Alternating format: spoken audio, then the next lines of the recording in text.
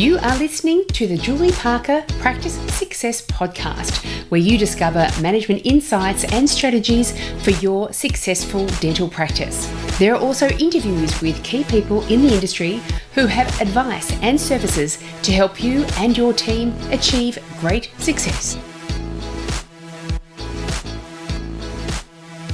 Welcome to this episode of the Julie Parker Practice Success Podcast. And today is a very, very special day.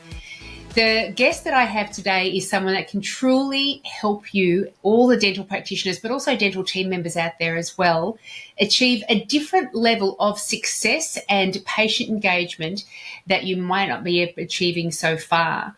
Welcome, Ashley Latter. Hello there. Thank you. Good morning. Well, good evening for you. It's good morning for me. What time is it in the morning over there for you right now? Just gone 8 o'clock in the morning. So 8 in the morning. Yeah. Oh, very nice. Very nice. Well, it's very civilized for me too. It's only 5 o'clock, so that's okay. But you're in Manchester, correct? I am. Ah, beautiful, beautiful. And what is the weather doing over there at the moment? I should ask. We've had the most incredible summer I think I can remember. We had an amazing summer back in 1976 when I was a kid. Growing up in North Manchester, but today, this summer has been incredible. We've hardly had any rain, and it's just been wall-to-wall sunshine. In fact, my grass now and my garden is brown. It used to be green; it's now brown. So that just shows you the lack of rain we've had here in England. But the whole of the UK it's been a great summer. Thank you. Yeah. Oh, how nice. And I was looking at your website, and you're a keen cyclist, and so the cycling must be much easier when you're going out in bright sunny days. Yeah. I've been getting out 3 or 4 times a week, and it's just been great. You know, it's getting to a habit when normally when I go out cycling, I'm judging the weather just to find a 2-hour gap when it won't rain. But the last few weeks has just been phenomenal. So, it's been beautiful weather. Oh, very, very nice. We've been pretty lucky too. I'm in Melbourne, and we've been pretty lucky. My husband has been a keen cycler for, I don't know, he's 72 now. So he's been a keen cyclist, I think, since he was in his 20s. And so I know what it's like, that the discussions he has in his head about when's the best time to get out there. So you've had a long history in dental, and people of my era know very well who you are. Younger people coming through may not be as aware of who you are. So I would love today to be a bit of an example of what you've got to contribute, because one of the reasons why I'm like, I would love to get Ashley on the program is, one, because of your content, but also you're coming out in March out to Sydney for a couple of presentations. Is that right? Yes, I am. And this is my 11th trip to Australia now. So, I've been coming the last 11 years. So, and it's the highlight of the year. So, we're coming over in March. So I think I'm doing a 2-day ethical sales and communication course in Sydney. I'm actually doing some work with a client in Melbourne as well. So I'll be visiting Melbourne again. So, So I think I'll be coming over for 4 weeks this year. Oh, that'll be nice. That'll be nice. 'Cause I thought to myself, I must be fly in, fly out. But if you're coming for 4 weeks, that's going to be very nice. You'll be able to get here and relax a little bit, do the presentation, hang around for a little bit longer. And the other thing is that you've got a new book out as well. And for people who are looking at this on YouTube, I've had your other book. Don't wait for the Tooth Fairy book. That's been out for some time. And you've got a new book coming out. That's the new one. The Perfect Dental Consultation. The 8 essential steps to increasing your treatment plan acceptance. So I started writing it. The other book, Don't Wait for the Tooth Fairy, is about 18 years old, and I was flicking through it last year, and I noticed there was a picture of myself and my wife and my 2 daughters who were in Florida at the time going to Disney, and I looked at my 2 daughters, and they're now 25 and 23. And I think at the time they were 6 and 4. And I read the book, and I still get people were telling me, it's a great read and everything else. But I just felt like it needed updating, and it needed, especially with the way dentistry is going digitally and everything else. So I started. It's been in my head to do for a while, but it's just been finding the time. So last August, I downed tools for a month, and I just was writing every day for about 6-7 hours a day. Started writing this book, and then I was back on the road again in September, October, November, picked it up again in December, and then sort of finished it off in March and April this year. And going to print, that takes ages, and it comes back and forth, and you're tweaking it, and then you decide on the layout of the book and everything else. And and we had 2,500 copies arrive last week in my office. So we're very proud of it. We're really pleased with it. And it is such an achievement. Again, going back to my husband's story, he's written a couple of books, and it is a long, arduous process. And so I congratulate you on it. Unless you go to a weekend book writing thing, but the end result is quite different. It's quite different, that's for sure. I think what it is it's the actual writing itself is cool, really. That's not too bad, because all I'm doing is writing, getting my ideas down. It's just the tweaking, and it's just the when it finally goes to the publisher and they do all their bit, and it goes back and forth, and the design of the book, and that takes the time. So it took a year from start to finish. Beautiful, beautiful. Well, I do congratulate you on that, but also all of your work with the dental profession as well. As we were mentioning, you have been traveling the world for many years, tackling one of the biggest things that can get in the way of the dual thing of dental practice success, but also patients becoming healthier as well.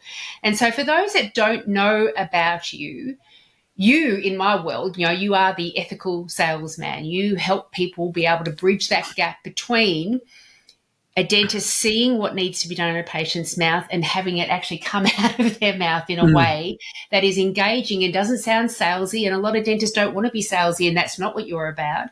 What you're about is just sharing the information that you're designed to share with the patient, because you're the expert. They've come to you for a reason. And so let's recognize what's getting in our way of getting those sort of conversations happening. Yeah. So I suppose really my journey started in the dental world about 27 years ago, when I was actually delivering a sales training course for, I say normal people from all sorts of professions. And we had about 20 delegates, but right at the bottom of the list was a couple of dentists. And I said to these dentists, why are you taking a sales course? And they said, well, we're great dentists. We can do the dentistry. Technically we're excellent, but we just can't seem to get patients saying yes. And we talk very technical. We give patients large treatment plans and tell them to think about it. We're not good at discussing fees. So if the fee is $1,000, by the time it comes out of mouth, it's $850, and there's $150 gone missing. And they had all these challenges, and they took part on the course. And I don't know why, but I sort of got very friendly with one of the dentists in particular, a guy called Neil. And I said to Neil, do you mind if I give you a ring in a few weeks just to see how the course went? And he said yes. And a few weeks later, I was lying on my couch one night, and I picked the phone up, and that phone call basically changed my life, because he told me that, patients were saying yes, his treatment plans were being accepted, and he wasn't discounting, his books were full. But what he said was, he says, Ashley, you've got something amazing here, because this is the missing link. We get taught all the technical skills, but we don't get taught how to communicate and get patients saying yes. And this really is the missing link. And he told his pals, and a few months later in Oxford, I delivered my first ever, we called it the ethical sales and communication course. And we had 26 dentists on, and they took part. We did 2 days, and I rang them all up. So over a series of weeks, I was ringing them all up. How's it going? What are you doing? Did you need help? And everybody seemed to be saying the same. This is the missing link. When's your next course? Can I bring my team? People are saying yes. And I sort of, gee whiz, I'm onto something here. And so the first couple of years, I was delivering a couple of courses a year. But then I decided to go all in. And that's what I've done, Julie. So for the last sort of 25 years, that's really what I've done, is I've just worked with dentists and their teams, helping them create this world-class patient journey, helping them communicate in a way, whether it's treatment that the patients need to have or they want to have, if they're coming in for a cosmetic treatment, like, for example, implants or orthodontics or teeth whitening, that sort of things. And I help them increase their case acceptance, get more patients saying yes, so that both parties win. So the patients win because they get to have the treatment that they need to have or want to have in lots of circumstances. And it's a win for the dentist as well, because they get to deliver the treatment they want to do. And they're trained to do it, but they've never been able to fulfill their ambitions and goals. So it's a win-win-win, and it's just been an incredible journey. And ending up in Australia, 11 times for someone like myself who's to visit these places. I've just come back from California for a couple of weeks delivering courses out there. So to go to these places is like I pinch myself every time I walk from Coochie Beach to Bondi. I pinch myself, and I was in Mornington a few months ago last year, and it was just amazing. So it's been a great journey. And a great impact that you're having as well. I mean, you think about the ripple effect of the number of people that you're impacting, not just from the dental professionals and their team members, but the patients as well, who are getting these sort of treatments done. I was watching a presentation by an American periodontist, not because I know anything clinically apart from being a dental assistant for many years that I was, but tapping into how to have those conversations around periodontic or periodontal disease with patients. It's a tricky one to get patients on board with. And he was mentioning that the leading cause for dentists to be sued in America, and I looked it up on ChatGPT, granted, but I looked it up for Australia too. It said that it was the same here in Australia. The leading cause for dentists to be sued was not misdiagnosis of dental conditions, it was non-diagnosis of dental conditions. And so we can see quite obviously that our inability to communicate really effectively with patients can certainly affect acceptance rates, but it can also affect the kind of information that we're delivering. And we're forgetting there's a big gap there. Patients are coming to us for our expert advice. And if we're not brave enough, bold enough, open enough, shedding the barriers enough to be able to say, this is exactly what I see in your mouth, and these are the repercussions of not getting anything done, and these are the benefits of actually getting treatment done, then we're doing them a great disservice. Correct. Absolutely. And I think a lot of dentists, and I am generalizing here, Julie, so please bear with me, but a lot of dentists, they make assumptions about whether the patient can afford the treatment or can they not afford the treatment. And I always say to them that if you're not telling them or communicating with them at 100%, and you're not telling them treatments that they need to have and the benefits it's going to bring to them, that in fact what you're doing is a disservice to them, because down the line the problem they've got is going to get worse. And you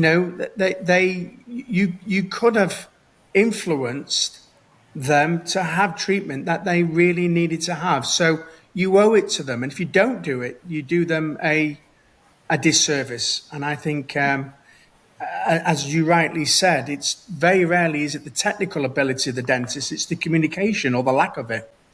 That's the reason why lots of dentists do get sued. It's the breakdown of the relationship. So communication and relationship building are just so crucial to a dentist's success. So, and I fill that gap, and it's pardon the pun, it's been very good for everybody. You're right. Moving into that relationship, the trusting relationship, how big a role does that play? I mean, as a consultant, I go into many different dental practices and speak with many different dentists. Some are great rapport builders, others are not. And I've got a couple in mind that I've worked with over the past few years who have just said, I'm not like that. I just don't chat that much in the surgery. What impact does it have when you aren't opening yourself up to building those sort of trusting relationships with patients? Where does trust come in? Well, rapport building is, I cover 8 steps on my 2-day ethical sales and communication course. And I go through these 8 steps religiously in my new book. And that's why I've called it the perfect dental consultation, the 8 steps. But the most important step is rapport building, because without rapport, there's no trust. So rapport builds the trust. And when people say, well, I'm not very good at it, well, I think it's something that you should become good at it. And the best way to build rapport with someone is just to become interested in them as a person. And, I love this quote from my very, very good friend and client. It's a dentist called Bill Schaefer. And Bill's is one of the, if not the leading implantologist in the United Kingdom. His practice places more implants than any other. He's well renowned a speaker in the world. And he's taken my program 15 times. In fact, he helps me teach it now. So we do a once a year program where we teach dentists how to place, who want to place more implants. But he has a great quote. And his quote is the patient. It says, Mrs. Patient, great to see you today. But if all we do today is talk about teeth, we won't get the chance to get to know each other. So please just tell me a little bit about yourself, who you are, what you do. And you can just spend 5 minutes building that rapport. Well, rapport builds trust, and the patients love it. They love to talk about themselves. And the better rapport you've got, the more likely it is that they are going to take on board your recommendations. And for every 2-day course that I deliver, and I deliver probably at least one course a week over a whole year. So I'm delivering lots of courses.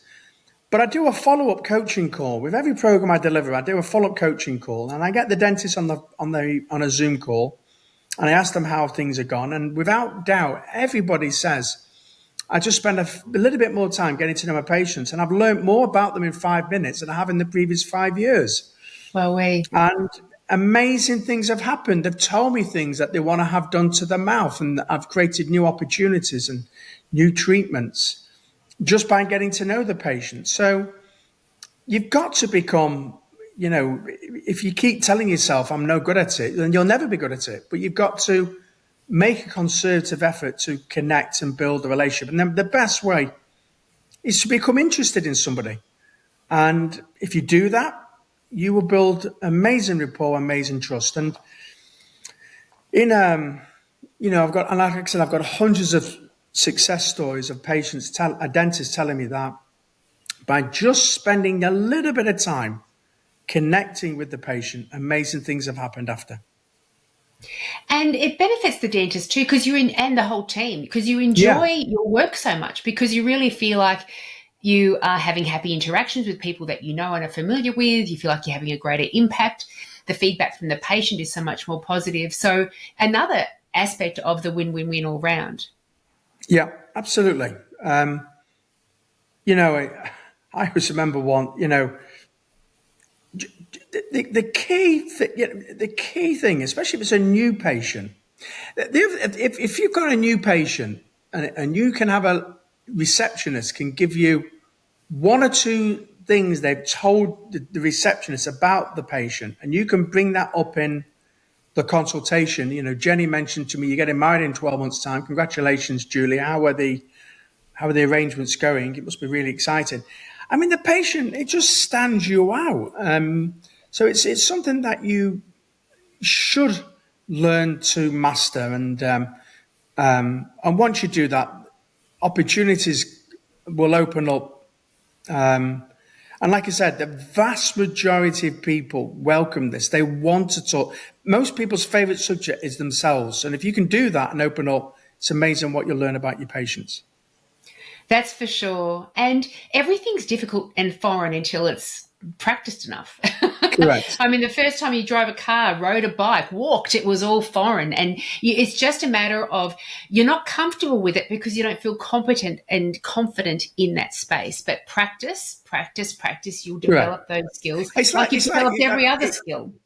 It's like we're talking about cycling at the start. I always remember when I used to cycle. I only took up cycling 5 years ago, really, quite late in my life. But I used to cycle with trainers on, and then I used to go out with a bunch of pals, and they all had these cleats, and you got to keep up. And so I bought some shoes, and I changed my pedals on my bike, and I started using cleats. Well, for the first 2 weeks, I hated it because I kept falling off the bike. But now, once you get used to wearing them, I couldn't ride a bike without them now. You're in more control. You're faster. you're 10% quicker wearing them than not wearing them. So yeah, for the first time you do anything new, it's always a challenge, but after a while it becomes easy, and your life becomes better. So yeah. It really does. And one of a client that I've been working with for the past few months, it's been a lovely reminder of the other end of the timeline, a dentist who's retiring. He's been in that, had that practice for decades and decades. He's developed such strong, trusting relationships with his patients. The patients come in, they don't talk about dental at all. They just talk socially about what's going on in each other's worlds. And I'm training the new receptionist into various systems. And one of the systems I was going to train them in, like I normally do with everyone, is print off a treatment plan, whether it's 1 filling or 10 fillings, print off the treatment plan. We want clarity and transparency around the fees, and give them exactly what they're expecting, so they have got a proper quotation. But in this particular practice, none of that's required, because the patients, do you want a treatment plan quote? Do you want a quote for that next one? No, Tony tells me I need this thing. I believe him. I've got that. And this is the thing. The trust goes so far. And, what you're talking about is ethical sales. What we're talking about is ethical dentistry and ethical diagnosing. And you develop that trusting relationship. And this is where the value is. And this will make your life running that dental practice and your team's lives so much more enjoyable and stress-free, because everyone's on the same page. Correct. And moving forward, it's different. So in terms of people getting out of their own way to be successful, what have you observed with a lot of your students coming through that are having these shifts and changes? Is it just knowing the words to say, or is it them identifying within themselves, gosh, I think I am in my own way a little bit with my beliefs around sales? Well, you've actually mentioned both. So you've got to teach them, and I go through this. I'm sorry if I'm plugging the book again, but I go through this in the book quite in detail. So I can teach somebody these 8 steps. So these are the 8 steps that work. If you do this, and this, you should see more of your patients saying yes. But there's another things that are really important, and you mentioned just now, is belief, and it's mindset and it's attitude. So I can teach you these 8 steps, but if you think, for a dentist, if they think, oh, there's a cost of living crisis at the moment and my patients cannot afford this treatment, then you won't put anything I teach you into practice. So you've got to have a mindset which is obviously positive, which is, this, I'm going to apply this, I'm going to make it work. Another example, and something I noticed about dentists is that they're perfectionists. So not all, but most of them are. So if I will say to them, for example, one of the best ways of increasing your case acceptance is to have a before and after picture book.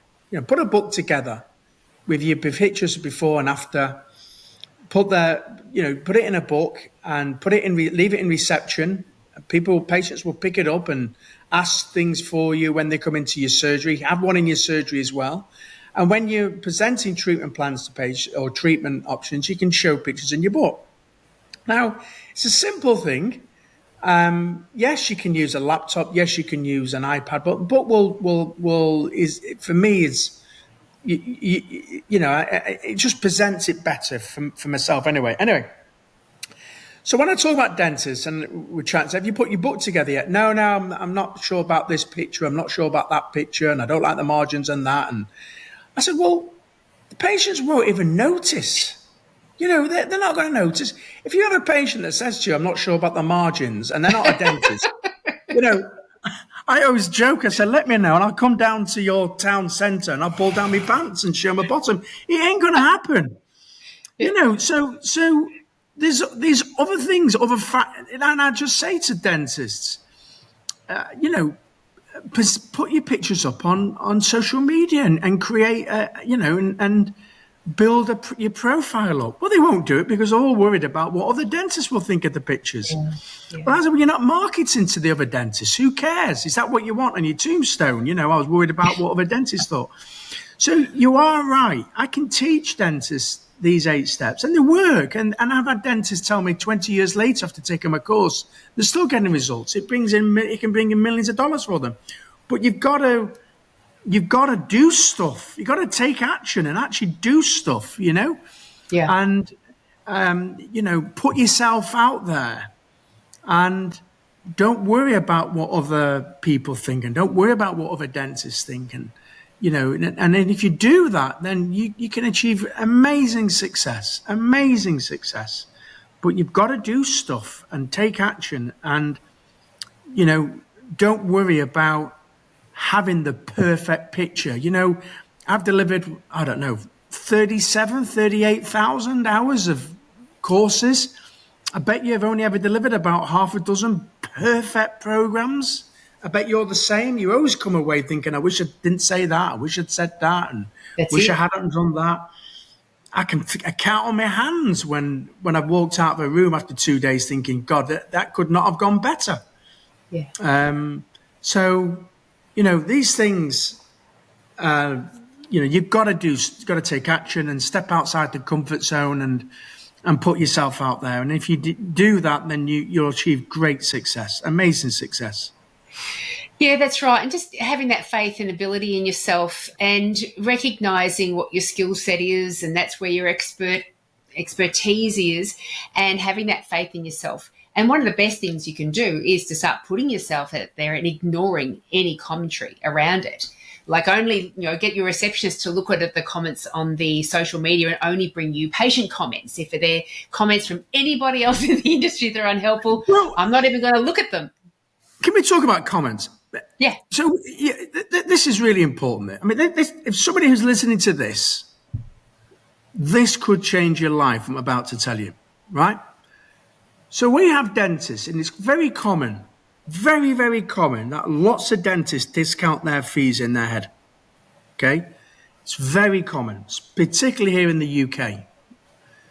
Okay? Now, you ask them, why do you do it? Well, if you dig deep and find out, one patient said to them a year ago, I suppose I'm paying for your holiday, am I? When they've quoted a fee.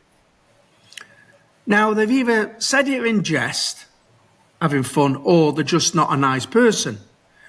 But if you are reducing all your fees because of that one person, that's your business mentor. That's who you're taking your business advice from. And they're not qualified to give you business advice. So, again, I explore this in the book. Be very careful who you listen to. I have a friend, love him to bits, and we go walking a lot in the mountains, and he starts to give me marital advice. Well, he's been divorced 3 times. Well, That's funny because I'm my husband's third wife. He's my second husband. I'm his third wife. And he says, I know more. I've done it 3 times. You've only done it once. Yeah. Well, I've been married 28 years to the same person. So I think I'm doing something right, or we're both doing something right. So you've got to be very careful who you listen to, because you can listen to people who are just not qualified to give you business advice. And if you ever get the patient who says to you, I'm paying for your holiday, just have a joke and say, yes, let me show you where I'm going. And and thank you, by the way. Thank you so much. You're paying for that, I love that, because one of the voices that people take into consideration far too much is the negative critic inside our own mind. Correct. The one that has the beliefs in, there's a strong theory out there that is very well accepted, that a lot of our beliefs we've developed to the point of age 7. And then from age 7, we just keep listening to the dialogue stemming from those beliefs. And before we're the age of 7, we could have all sorts of reasons why we think we're not good enough, or we're not as good as that person, or we don't deserve that much money, or all the things. And that's the voice we're listening to. When I've heard you say before, about the dentist that does say, it's $100, it's $100, $100, and then when it comes, $1,000, and then they hear themselves say $800, and where did that $200 go? And I love that story because I do it myself. As a consultant, when I was first out, and for years, I had a figure in my head of what I charge for my services. And when I was asked and put on the spot, I would always reduce it. And you think to yourself, what's wrong with me? I know what the fee is. I've agreed with myself what the fee is. Where did I go wrong? Where was the gap there? And it is all fear-based. Fear that the person will have a bad reaction to it, fear that they will reject it, fear that they will say you're not worth it.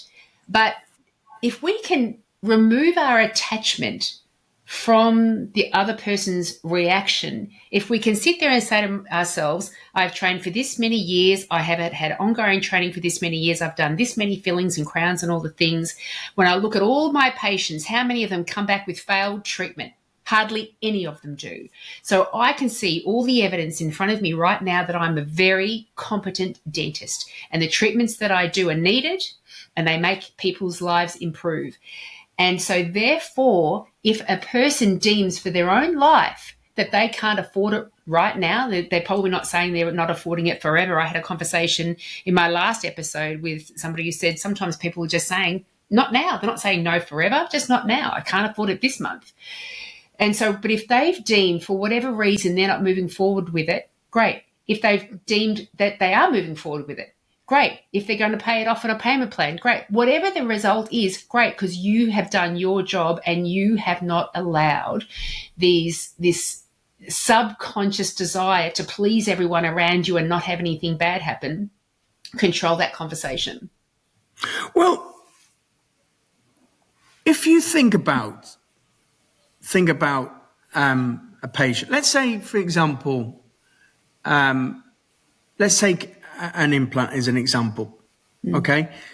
And let's say a patient's got a denture, and at the moment they struggle to chew, they struggle to eat, they struggle to socialize, and you replace the denture with an implant. The implant is what's in the UK price, maybe £3,000, which is what, 6,000 Australian dollars.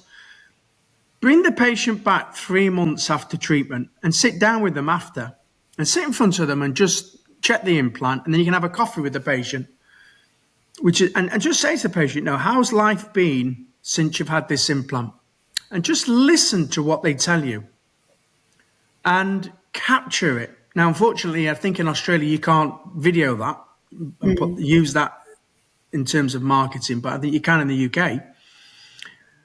But if you've analysed who's won the most, it's the patient. Yeah. And the patient always wins more than the dentist in any transaction they have together. Every treatment they have, whether it be cosmetic or treatment that they need to have, the patient always wins more than what the dentist does. If a dentist takes part on my course and I sit with them for a month after, we jump on a Zoom call and I listen to their success stories, the dentist has won miles more than I have in terms of what they invested in me and what the returns they get back. And so like I said, I go back to what I said at the start of this podcast. You owe it to the patient to present at 100% and hopefully get the patient saying yes, because if you don't, you're doing the patient a disservice because they always win more than you. Absolutely. And I've used the analogy before, if you went along to, a cardiac surgeon, you just wanted to get a general checkup, you've had your GP check you over, you've had your dentist check you over, so you thought, I'll go get my heart checked as well. And you go to a cardiac doctor, to surgeon, and he does a checkup of you, and then he says, yep, you're all good. I won't want to see you again for another year. You're all good. And then you walk out of the office, have a heart attack, come back to the cardiac surgeon and say, what the hell happened? He said, well, I did see something, but I didn't mention it because I was afraid you'd be upset at hearing the news, or I thought you wouldn't be able to afford the surgery, so I didn't say anything. You'd be wild about that, wouldn't you? Absolutely. And we've got to remember why people are coming to us in the first place, that they are seeking out that information. Otherwise, they wouldn't have made the appointment time. Correct. Yeah.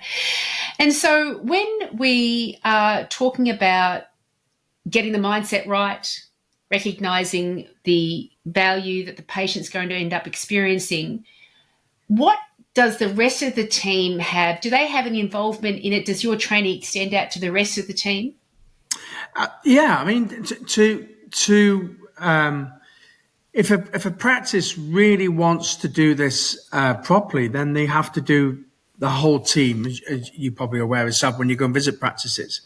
And it's important to get everybody singing from the same hymn sheet, because you can have a dentist getting the patient agreeing to treatment, and the patient walks to the desk, and maybe they've got a query, and the receptionist, who sometimes can be sales prevention officers, I call them, can ruin all the work. Yeah, I know it's a lot of money, and do you want to go home and think about it? Well, everything that's done well in the surgery has been undone by the reception team. So yeah, we train the whole team. Ideally, if we can train the whole team with these skills, then amazing results can happen. I always remember a dentist from Scotland. He came down from Scotland, him and his wife, to take my course, my ethical sales. And this has gone back, 15, 16 years ago. And then he brought his whole team down. And a few weeks after bringing his whole team down, which is a big commitment, because Scotland, it's 2 days off work, it's hotels, and I think he had about 10 team members.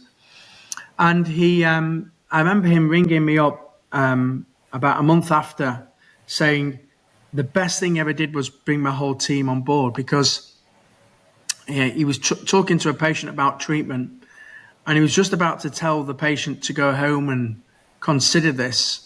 And the nurse stepped in and she said, "Shall I take Mrs. McEwen to the desk to make the first appointment?" And Mrs. McEwen said, "Oh my God, that'd be fantastic. I can't wait to start." Well, they did the same course again, and he'd done it twice. But you see, I think he'd got so many bad habits to get out of for so long.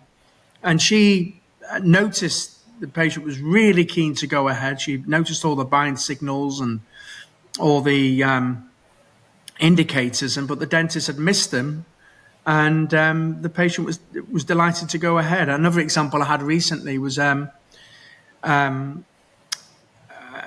client I worked with in Ireland, and the patient came in for an all-on-4 consultation. It was a big treatment plan, and the patient said at the end, "I'd like to just go home and just consider this." And the treatment coordinator who was walking the patient to the desk, she said, "I hope you don't mind, Mrs. Jones, we'll call her. You just seem to have a concern. It looked like you had a concern in the surgery." And she opened up. She says, "Yeah, I have actually." "And what is it?" She says, "Well, to be honest with you, I'm scared. I've had a bad experience from the dentist before, and I'm very nervous about this treatment, and will it work and everything else." And the treatment coordinator said, "Well, let's go back up to see the doctor. I know he's got a bit of spare time now, and let's see if we can put you at rest." And he did, and they had another half an hour together, and she went ahead with the treatment. Now, that would have never happened if that treatment coordinator had seen the anguish on the patient's face. So to get the whole team on board, it's ideally, if you can, absolutely, because you have everybody singing off the same hymn sheet, the baton never gets dropped, and you're all pulling together. And the best thing is, and you probably have noticed this as well when you visit practices, we can find rising stars. And often I've been into a practice and I've seen somebody, and I turn around to the doctor and the owner, and I said, "You know what, she'd make an incredible treatment coordinator. She can generate hundreds of thousands of dollars for you every year. That's what I would consider looking at. And I think she'd be very keen at this." And so, we can find rising stars within the practice. And that's the beauty about what we do. And I think the reception being, what did you call her? The Sales prevention officer. Prevention officer. I'm thinking of I think that sort of stems from the old the National Health Service here in the UK, where you had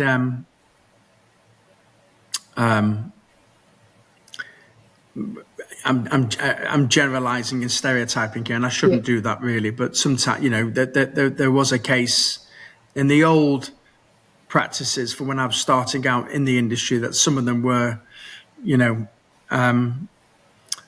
costing the practice money rather than generating. Let's put it that way. And they do it, and I see it as well. And it is a generalisation, but it brings a point home because it's true in some of the cases that you do have the automatic thing out of a receptionist's mouth is asking for payment and sending the patient on their way. And that next appointment time or carrying that baton, as you were mentioning, doesn't even occur to them. And I was listening to one of your guest appearances on a podcast, and you mentioned the Little Britain skit of the medical receptionist at the hospital. Oh, yeah. Computer says no. Computer says no. Little Britain. Yeah, Little Britain, just amazing. Have you got that program in Australia? We do, and I love it, and I found it so hilarious. And years ago, I wrote a blog on that very character, saying make sure you don't have this kind of receptionist at your front desk, because it's not just a matter that they're missing opportunities, but it's like they're actively sabotaging the relationships or sabotaging the success of the practice. Because even when the patient is indicating that they're very clearly that they want further conversation about the treatment or do you have payment plans, they're being shut down. And so you absolutely can benefit enormously from having your dental assistant who's with the dentist in the surgery being enormously supportive and being a facilitative kind of process in there. But making sure that when you're handing that baton out to the front desk, that they know exactly what to do with that. And you've got the right person there making sure they are maintaining the sense of urgency and importance and care over that patient all the way through. Yeah, 100%. I mean, and dentists always say to me, where do you get these people from? I said, well, have a business card in you, take them with you, and you'll meet them in restaurants, in bars, in the coffee shop. They can be the actual training to be. The actual product knowledge is only a small percentage. If you've got someone who's got great communication skills, great personality, great attitude, and you've got them working at your reception, and you give them some selling skills, and you give them the product knowledge, they can generate hundreds of thousands of dollars for your practice every year. But at the same time, as you've rightly said, they could be sabotaging your practice at the same time as well. That's it. And I think it is about the wording that we're using in all of our advertising. I think it's the same as in UK, as in the USA, as in here, that we are suffering staff shortages of dental auxiliary team members. And so it's easy to fall into the trap of just advertising for a warm body to be sitting in that chair answering the phone or using the suction. And so you're reeling off all of the responsibilities. When you come here, you'll be, doing sterilisation and wiping the chair over and rather than come here if you'd like to make a difference. We are all about making sure patients become healthier and speak the language that's really going to appeal to the type of people that love working. They love getting in there and becoming great at their job and having a great impact on their team members and the patients as well. They are out there. They are currently gainfully employed at other practices. And it is like going on a dating website and throwing your arms open and saying, I'll take anybody, I'll go on a date with anybody. And can you imagine the stuff that would come through? Yeah. As opposed to, these are my values. This is the kind of life I like to live. These are the hobbies that I like to have. So if this also speaks to your heart, then maybe we might get along. And this is where, we're attracting patients in the same way as well. We want to, do we just want every patient out there? No, we want people who care about their oral health and care about the kind of patient experience that they're going to have. So, you're looking at your website, you've got a lot of resources for dental teams on how you help them. So if practitioners are out there, team members are out there thinking this is the key that we need, this is the gap that we need to fill, how can you help them? Well, various ways of helping dentists. They can start by, there's I've got a podcast which we've been recording now for I think close on 9 years. So there's probably nearly 100 interviews on there. There's I've got a YouTube channel, which there's a lot of videos and resources there, but the books are a great place to start. So my new book, like I said, which we're launching this week, The Perfect Dental Consultation, is a great resource. I'm very proud of it, and the feedback I've had so far has been remarkable. So I think that's a good place to start. If you're based in Australia, we are coming over in March. So I'm going to be delivering my 2-day ethical sales communication course based around the book. So yeah, we'll be in Sydney. I think it's in the second week in March. And I'm doing a 1-day reception course as well. So if you've got a good reception and you want to train them as well, we're going to teach them. We're doing a 1-day reception course, how to take an inquiry and turn that into appointment. So those are the places.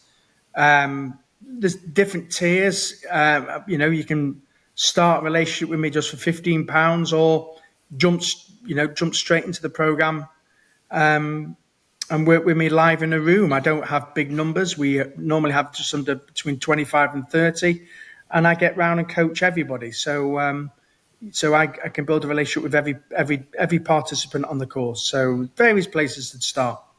Fantastic. And I really do advise people out there to just tap into you, just plug into all the stuff, watch the videos, listen to the podcast, read the books, attend your seminars whenever you do come out here, because we forget. We listen to the lessons and we're like, oh, yeah, that all makes sense. I'll do that tomorrow. But then tomorrow comes and we go back into Groundhog Day. We've got to kind of immerse ourselves into these kind of insights in order to have them become part of the way that we think. And there's so much value in repeating the seminars. If people have already come and seen you, come and see you again. I have attended the same lectures that I love over and over again, because it feels like you need to have that reminder about how important it is to take action on these sort of things. Well, like I said, we have dentists who, Bill's a great example. We had dentists who take these courses with me virtually every year or every other year. And sometimes, in fairness, we do give people a lot of information, but we always say to delegates, if you only apply 15, 20% of what I teach you, you'll get great results. And that's the great thing about ethical sales skills, learning how to communicate, is that small changes to your consultations. Instead of discounting, you charge the correct fee. Instead of not talking technical and just explaining things so patients can understand it better. If you just close and say to patients, how does this sound? Instead of saying to them, do you want to go home and think about it? These small changes can make a massive difference to your income and your treatment plan acceptance. So that's the beauty about learning good, world-class communication skills. Small changes can make big, big differences. Unfortunately, I've been doing this now for 32 years and 26 years in the dental world. But there's a great phrase, people don't know what they don't know. And that really applies to probably what you do and what I do. People don't know how good my courses are until they're actually on it and they realize the mistakes they've been making and what it's cost them. So my biggest challenge every day when I wake up is how do we get them on the programs? Because once they're on it, they become raving fans and they tell their friends and they keep coming back. So yeah, that's the challenge that we have, and it just it keeps me going, keeps me young looking anyway. Oh, that's for sure. You do look very young looking. No, it's not just the cycling, that's for sure. It's the impact you're having as well. And it is such a powerful thing to take your whole team along. It's hard yakka going off to a course and coming back and trying to convince other people why it was so good and why we need to change the way we do things. And I imagine all the things that you are teaching people, that can be taken back and get your team to systematize it all. So then it all starts to run like clockwork. And then you're recruiting with all that in mind. And so your recruiting becomes a bit more powerful as well. And slowly but surely, but really it doesn't have to be slowly, but it will absolutely be surely, if you are taking the different steps every single day, the whole team are getting more and more comfortable with it all the time, and very swiftly you'll start seeing the impact in your appointment book and in the bank balance. Because one of the big challenges at the moment people are complaining to me about is, one, can't find good staff, and number two, what's with all the white space in my appointment book? This can solve both of those problems because you, from a staffing perspective, you're stepping into a different space of trying to attract a different type of person. And certainly from the white space won't be there anymore because all of these patients will be delightfully coming along and improving their oral health. Yeah, couldn't agree with you more. And if there's plenty of good people out there. There really is. It's just having a very open mind. And once you've got two or three really good people, that you become really fussy about who you recruit and who you are after. And good people know other good people, so they can help you recruit better people. But like I said, there's a great story in the book. I was working with a practice up in Scotland a couple of years ago, and there was a lady on the program, and it was an in-house. I think they had about half a dozen practices, and there was a lady and we were doing a reception training course, and there was a lady on the program, and she was just taking really copious notes. And at the break time, she asked me lots of questions, and I went to the boss at the end of the day, and I said, talked about this particular lady, and she says, "You won't believe it." She says, "Where I recruited her from?" I said, "I don't know. Tell me." Well, I went in to look at some jewellery for my wife, and I went out spending £10,000. And I'd never seen a saleswoman so good. In fact, I kept asking her, badgering her for a job. And I kept asking her every second month. I would reply, I'd send her a text, I'd send her a letter, I'd ring her up. And I think it was on the 8th or 9th time she eventually joined me, of me badgering her. She said it was the best recruitment I've ever made. So they are out there. They are. They're in different. They're in there. You just got to have you got to have an open mind, and you will see them. You'll see them in your local coffee shop. You know how amazing they are, and you think to yourself, okay, has she got the right attitude? Yes. Does she got communication? Yeah. She's friendly. Yeah. Well, all I need to teach her then is a few selling skills and a bit about the technical knowledge. And then Bob's your uncle. You've got someone who's amazing on the front desk or can make a great treatment coordinator. That's right. And I've heard many stories of people hiring their own patients. So they're watching these young kids grow up over the years, watch they develop into this, lovely, polite, rapport building human being, and you're offering them a job, or existing patients who are older and they've kind of hitting more, early retirement. And they start regretting it. And why don't you come and work here? And they've already got all these beautiful rapport building skills. And it works out very, very well. And indeed, apparently, 75% of jobs nowadays are not filled through job ads. It's through networking. It's through one person knowing another. And so do tap into that space. We can suffer a lack of resourcefulness when we're going out trying to find these wonderful people. Yeah. Ashley, thank you so very much. You're welcome. It's so magnificent. As I say, the book is wonderful. I'm looking forward to reading the second book as well. I'd encourage everyone to go down this path and get the books, attend your course, because we talk about in life transformative experiences and presentations that we go to that just shift the way that we think. This shift will have an enormous impact on you as a practitioner, on your team, and on your patients too. I couldn't think of a worthier place to spend investment dollars in your own growth and development and that of your team as well. And thank you for your impact that you've had over so many years. Thank you very much for having me. It's been a pleasure. Look forward to being here in March. Yes, good conversation today. It's been excellent. Really enjoyed it. So thank you so much for having me. My pleasure. And so everyone can go to the show notes, can find all the information around Ashley's website.